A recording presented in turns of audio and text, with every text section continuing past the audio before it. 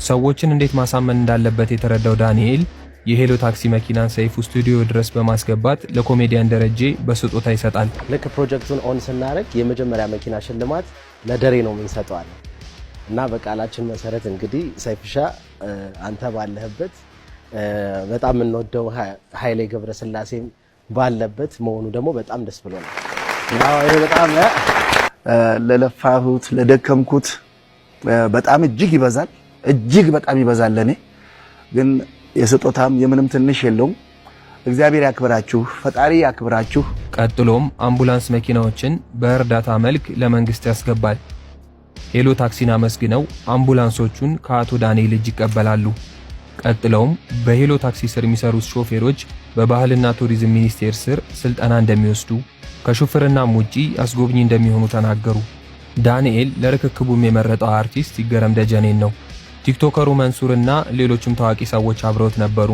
ለቴዲ አፍሮ ስጦታ የሰጠ የመንግስት ባለስልጣናት የመሰከሩለት፣ ሰይፉ ጋር ቀርቦ ለደረጀ መኪናን ያበረከተ እነ ሰራዊት ፍቅሬ፣ ይገረም ደጀኔና መንሱር ጀማሪ የመሰከሩለት ሄሎ ታክሲ ከምን ጊዜውም በላይ ታማኝ ሆነ። በራይድ መምጣት የላዳ ገቢያቸው ተስተጓጉሎ መኪናቸውን አስመዝግበው መስራት ያልቻሉ ሰዎች ድርጅቱ የሰራው ማስታወቂያ ተመልክተው ወደ ሄሎ ታክሲ ጎረፉ። አቶ ዳንኤል ያቀረበው ውል እስከ 1 ሚሊዮን ብር የሚገመቱ ዘመናዊ መኪናዎችን በ25 በመቶ ቅድመ ክፍያና 60 ሺህ ብር አገልግሎት ሂሳብ በ4 ወር ውስጥ ማስረከብ ነበር። ይሄንን ከፍሎ የተመዘገበ ተገልጋይ ባለ 7 ወንበር መኪናውን በፍጥነት ወስዶ ቀሪውን ገንዘብ እየሰራ በወሩ ከፍሎ መኪናውን የራሱ ማድረግ ይችላል።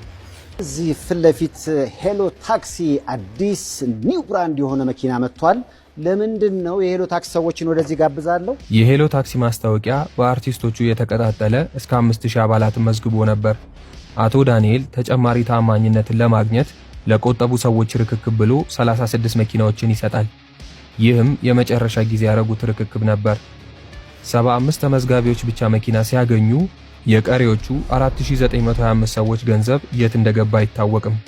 ከላይ የጠቀስናቸው ተበዳዮች ፊርማቸውን በማሰባሰብ ወደ ድርጅቱ ቢሄዱም ምላሽ አላገኙም። ከጥቂት ጊዜ በኋላ ዳንኤል ዮሐንስ መኪናዎቹን እናስረክባለን፣ እስካሁንም ያልቻልነው በሰሜኑ ተነስቶ በነበረው ጦርነት ነው በማለት ማስተባበያ ሰጠ። ጫናው ሲበዛም ስታገኙ ታገኛላችሁ፣ የማስረከቢያ ቀን ውል የለንም አለ። ደንበኞች ውል በማፍረስ ገንዘባቸውን ለማስመለስ ቢሞክሩም ድምጹን አጠፋ።